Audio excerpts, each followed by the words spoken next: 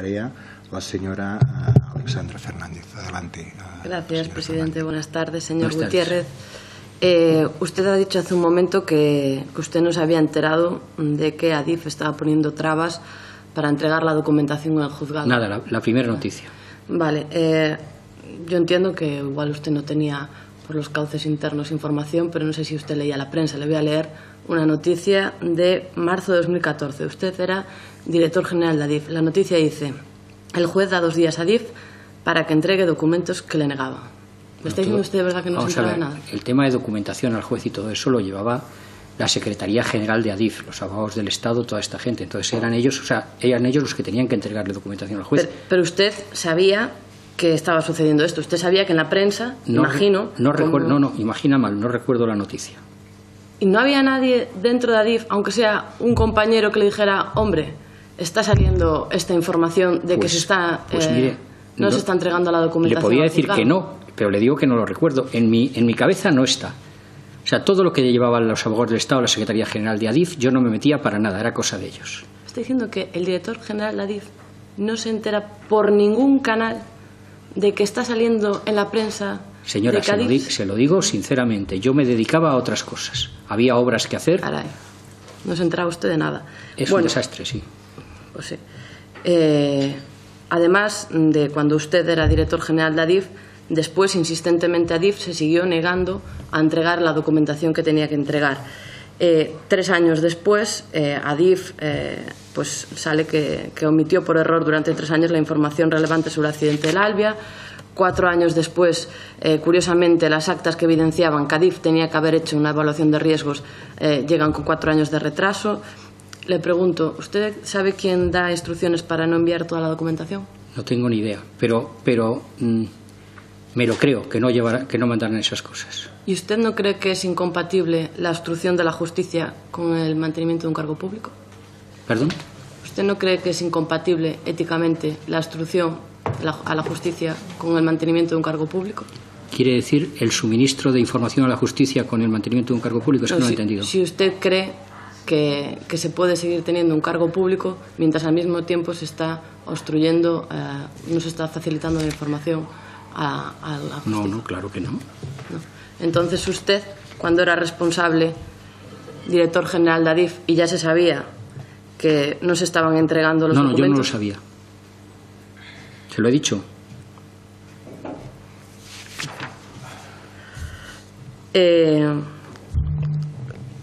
Corta-Bitarte, además, se negó, hablamos antes de Corta-Bitarte, que estaba a su cargo, se negó en varias ocasiones a declarar ante el juez. Usted también le pregunto si le parece ético que se mantenga esta persona en el cargo cuando se niega. ¿En el cargo de subdirector? En cualquier cargo público. Yo supongo. Cuando se está negando. Supongo. Bueno, subdirector en Adif tampoco es un cargo para echar bombas, ¿eh? O sea, allí es que está hiperinflado todo. Pero en cualquier caso. Sí, bueno, pero lo pagamos todos y tiene un cargo de responsabilidad sobre la vida de la gente, ¿no? Sí. En aquel momento ya no. Como subdirector de túneles no había vida de gente que dependiera de Corta-Bitarte. En cualquier caso, yo supongo que él siguió instrucciones de su abogado. Mire, no tengo ni idea por qué se negó. Supongo que el abogado le dijo que no declarara. Estas cosas funcionan así. Nosotros no nos metemos en el derecho no a acogerse a no declarar. Pero lo que le pregunto es si a usted le parece, que me dé su opinión, si le parece ético que una persona que se esté negando a declarar y a colaborar con la justicia en el mayor accidente de los últimos años en la historia del Estado español, ¿usted cree que se puede compatibilizar con el mantenimiento de un cargo público? ¿Le parece ético? No lo he pensado. No lo he pensado. Sobre la investigación de la Comisión de Investigación de Accidentes Ferroviarios, se conoció que Adif tuvo conocimiento de esa investigación de la CIAF antes que cualquiera, incluso pudo discutirla. ¿Usted no cree que esto confirma la falta de independencia de la CIAF? No sabía que lo había tenido conocimiento antes de que los demás, no tenían idea. E incluso pudo discutirla. ¿A usted qué le parece? Que me dé su opinión. ¿Cree que esto...? Yo prefiero no opinar sobre esas cosas. Mire usted, porque las desconozco. Entonces, si desconozco algo, no opino de ello. Mientras usted estaba en el cargo, ¿mandó usted realizar algún tipo de auditoría interna? ¿Sobre este tema? Sobre accidentes. lo que hicimos fue tener varias reuniones. Tuve varias reuniones con los directores, que eran Alfonso Ochoa y Manolo Besteiro, para ver qué medidas se iban a tomar y si allí estaba todo correcto. Por eso he dicho que a mí se me dijo que estaba todo correcto, toda la señalización era correcta cuando ocurrió el accidente. También hicimos una investigación de la documentación anterior, que entonces vimos, pues por ejemplo, cuándo se había autorizado la entrada de ese tren, que ese tren podía entrar sin el RTMS, en fin, ese tipo de cosas. Y además se nos ordenó hacer una investigación, una especie de, no auditoría, una investigación sobre, digamos, el trayecto que había seguido esa vía, ese trazado, desde que era un estudio informativo hasta que se convirtió en una obra. Y entonces había, pues claro, eran años y años, y entonces se hizo una especie de qué personas habían intervenido, qué empresas habían intervenido, si había habido modificados o no, ese tipo de cosas. Eso fue lo que hicimos. Y luego, por supuesto, la orden de la ministra en el sentido de qué sistemas había para, además de lo que era, digamos, regular, de lo que era legal, mejorar la seguridad ferroviaria a partir de ese momento. ¿Y a qué conclusión llegaron de por qué se había producido el accidente? No, me he expresado mal entonces. Lo que se hizo fue investigar por qué, o sea, cómo se había hecho el proyecto de toda esa obra. Pero ustedes no detectaron ninguna anomalía en ese... No, pues que había una curva ahí para llegar a la estación, esa era toda la anomalía que se podía detectar. La obra había seguido todo el normal de obra, como obra, ¿eh? No había habido nada extraño, no había habido más modificados de lo normal, las instalaciones son instalaciones bien hechas, la vía era una vía muy bien hecha, en fin, todas esas cosas. ¿No analizaron nada sobre los sistemas de seguridad?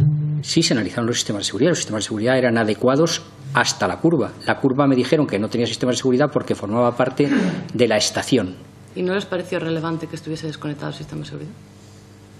Desde el momento en que el tren no tenía sistema de seguridad era igual que estuviera... o sea, quiero decir que es lo que le he dicho a su compañero, que lo que estaba desconectado era ese tren con el sistema de seguridad. No estaba desconectado el sistema de seguridad. O sea, el RTMS funcionaba. Bueno, usted me entiende. Al final, si lo desconectas, el embarcado no funciona. No, vamos a ver, en España hay trenes funcionando con ASFA por toda la red. Ya, pero el sistema de seguridad RTMS no estaba en funcionamiento. No estaba en funcionamiento para ese tren, tiene usted toda la razón.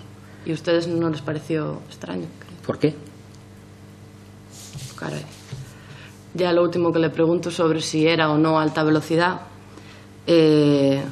Se ha dicho ya antes, bueno, sale en el BOE, en todos los anuncios, que era alta velocidad justo después del accidente. Se niega que esto fuese alta velocidad. ¿Usted cree que era alta velocidad, sí o no? Si no tenía conectado el RTMS, ese tren no estaba funcionando en alta velocidad, ni muchísimo menos. Estaba funcionando como un tren normal en cualquier vía de España de las normales, no las de alta velocidad. Ese tren no estaba circulando en ningún momento bajo parámetros de alta velocidad. Entonces, cuando el ministro Blanco nos anuncia que llega la alta velocidad a Galicia, ¿nos estaba engañando a los gallegos? Hombre, no lo sé. El ministro Blanco que conteste él. ¿Qué quiere que le diga? ¿Por qué dijo eso? ¿Y a usted qué le parece? Mire, no sé por qué el ministro Blanco dijo eso. Yo no tengo ni idea. Supongo que es el típico anuncio para quedar bien. Publicidad engañosa. Podría ser, pero yo no lo he dicho. Lo ha dicho usted. Ya por último, sobre publicidad engañosa, en Europa, pues en la documentación oficial se sigue diciendo que existe el sistema RTMS para todos los kilómetros de vía. ¿Cómo es posible que en Europa digan que la línea tiene el sistema RTMS instalado en su totalidad? La línea tiene el sistema de RTMS instalado en su totalidad porque se considera que a partir de la curva de Angrois no es la línea, es la estación de Santiago. Dice 90 kilómetros. ¿Perdón? 90 kilómetros. ¿Incluye la curva? ¿Los europeos? Bueno, los europeos no son perfectos. Bueno, no tengo nada más que preguntar. Muchísimas gracias, señora Fernández. A continuación, por el Grupo Parlamentario Socialista, tiene la palabra